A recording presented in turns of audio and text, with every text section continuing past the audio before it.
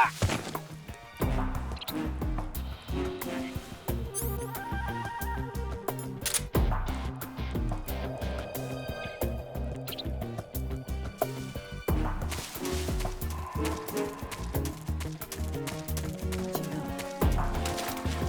you go?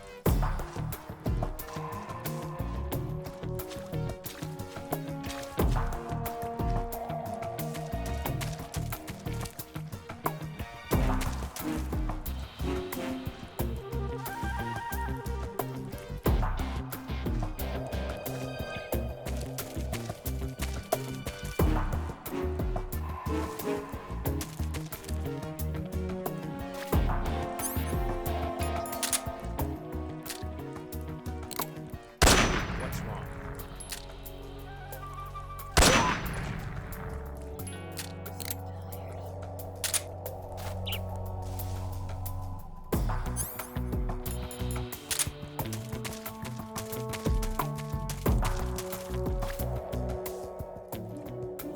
I'm so hungry.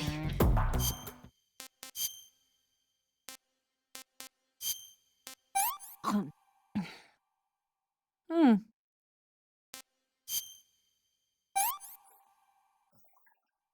Pretty tasty.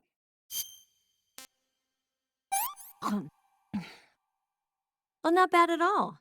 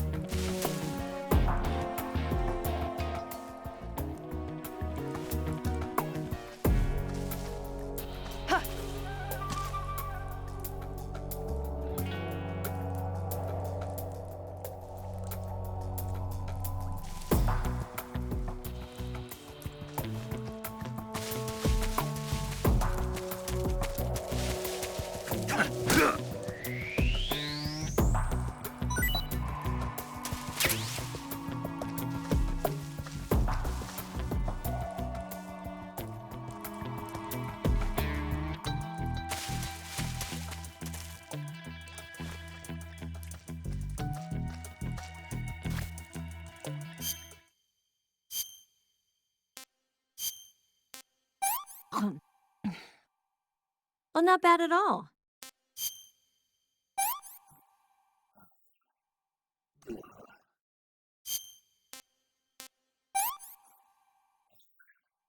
I'm full.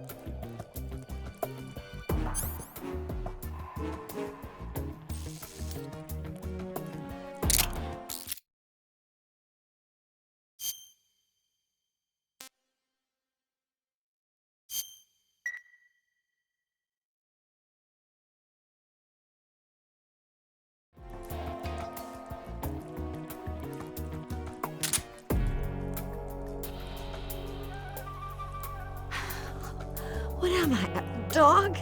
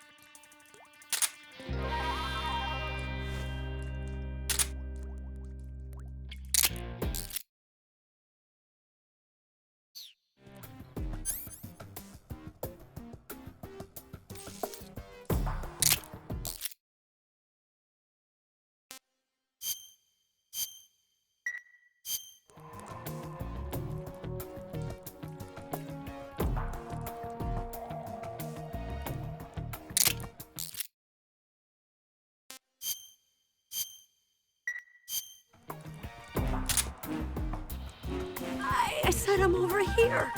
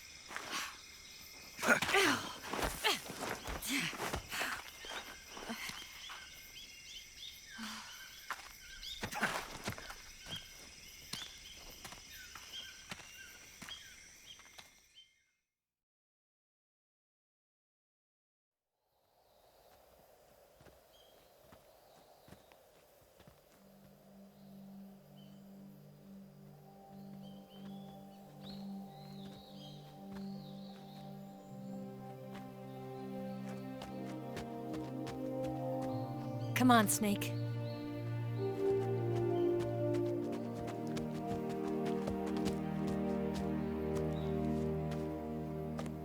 We made it. We made it. Over there.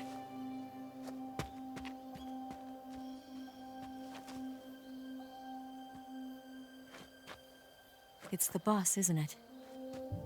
I'll go get the wig ready to take off. Right. I'll leave you two alone. But come back in one piece, okay?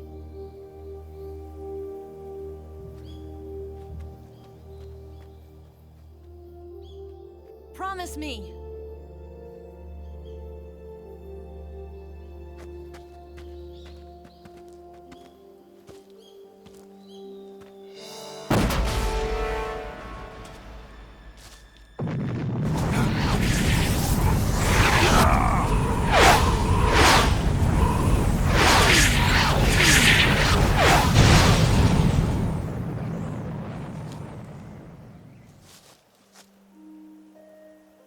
Life's end. Isn't it beautiful? It's almost tragic. When life ends, it gives off a final lingering aroma. Light is but a farewell gift from the darkness to those on their way to die. I've been waiting, Snake, for a long time. Waiting for your birth, your growth, and the finality of today. Boss. Why are you doing this? Why? To make the world one again. The world used to be whole. But with the end of the Second World War, the philosophers began to fight amongst themselves, and the world was torn apart. The Cobras, my comrades who trained and fought alongside me, were torn apart as well. The foibles of politics and the march of time can turn friends into enemies just as easily as the wind changes. Ridiculous, isn't it? Yesterday's ally becomes today's opposition. And this Cold War? Think back. When I was leading the Cobras, America and Russia were fighting together.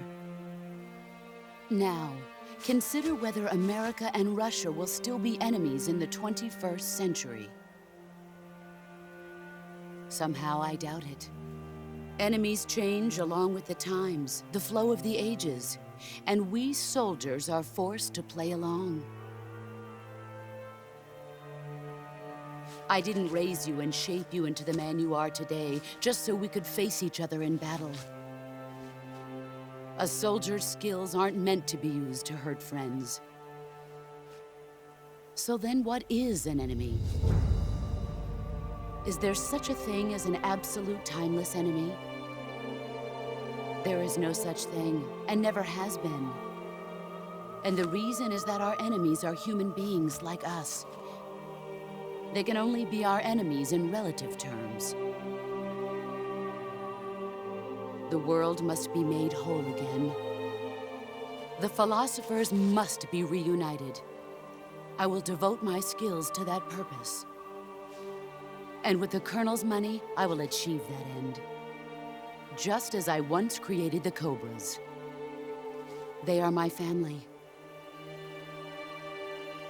I may no longer be able to bear children, but I still have a family.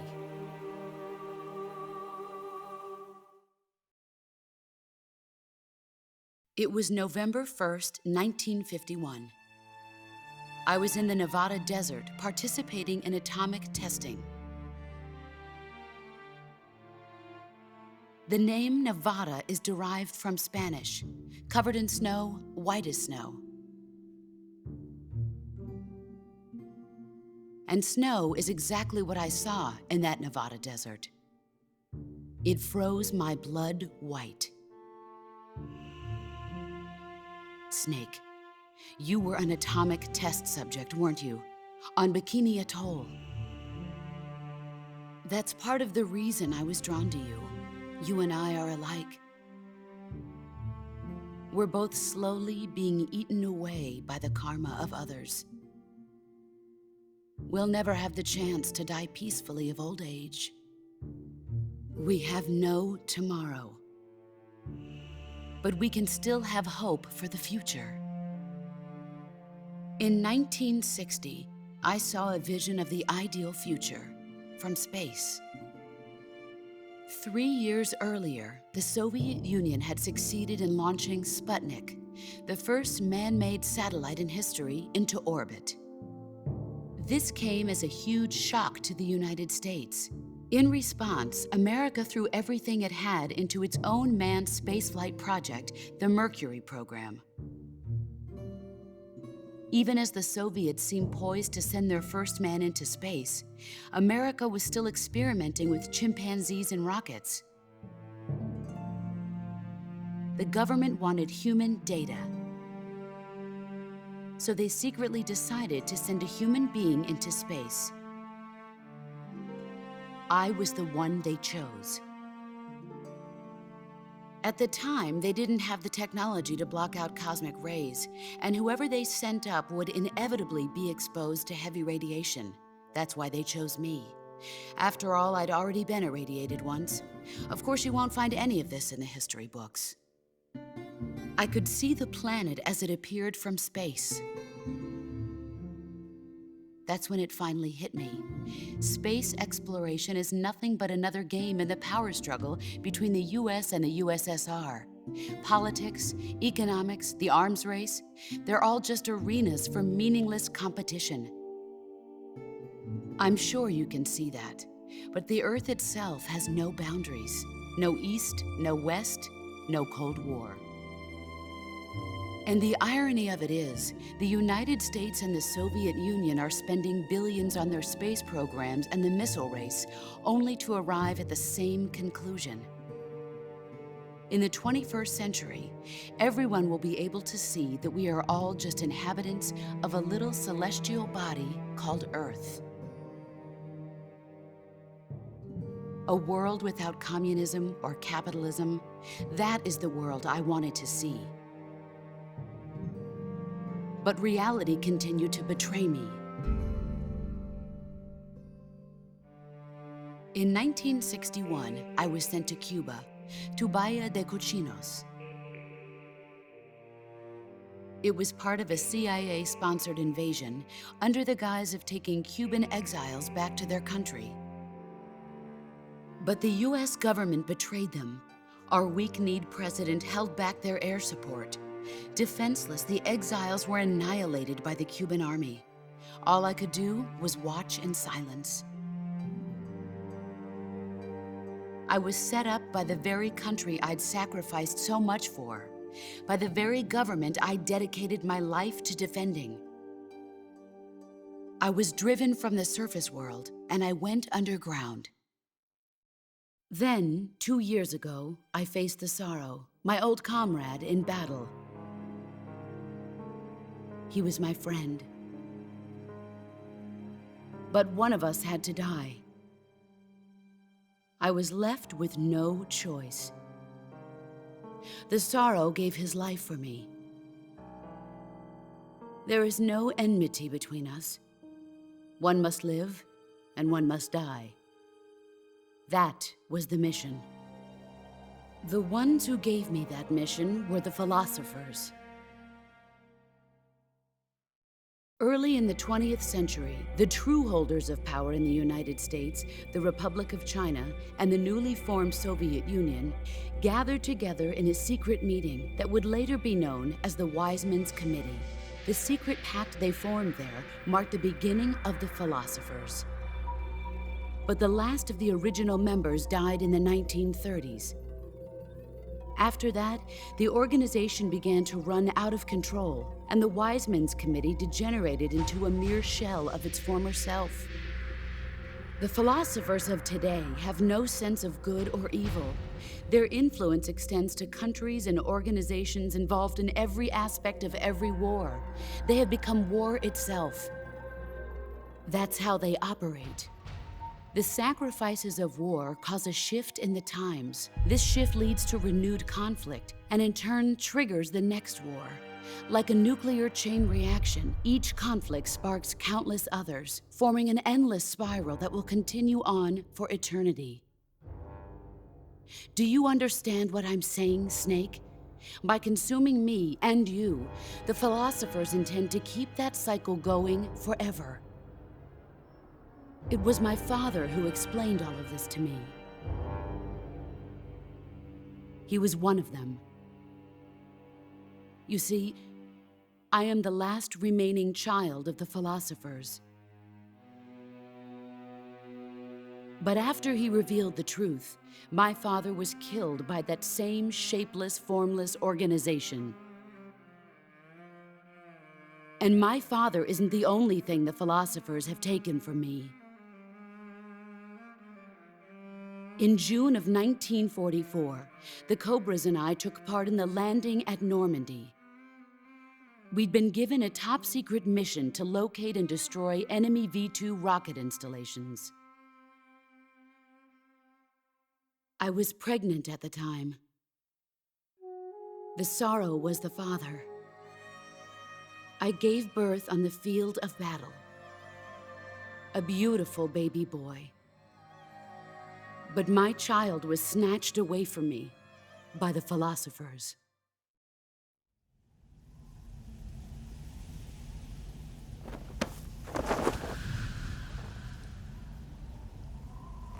Look at this scar. This is proof that I was once a mother. I gave up my body and my child for my country. There is nothing left inside me now. Nothing at all. No hatred, not even regret. And yet sometimes at night, I can still feel the pain creeping up inside me, slithering through my body like a snake.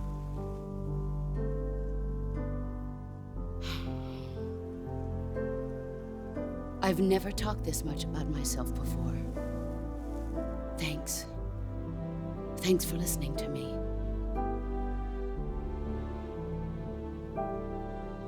I feel content. Snake, commence the operation. I raised you. I loved you. I've given you weapons, taught you techniques, endowed you with knowledge. There is nothing more for me to give you. All that's left for you to take is my life, by your own hand. One must die, and one must live. No victory, no defeat. The survivor will carry on the fight. It is our destiny. The one who survives will inherit the title of boss. And the one who inherits the title of boss will face an existence of endless battle. I'll give you 10 minutes. In 10 minutes, MiGs will come and bomb the hell out of this place. If you can beat me in less than 10 minutes, you'll be able to escape in time. Let's make this the greatest 10 minutes of our lives, Jack. Boss. You're a soldier. Finish your mission. Prove your loyalty. Face me.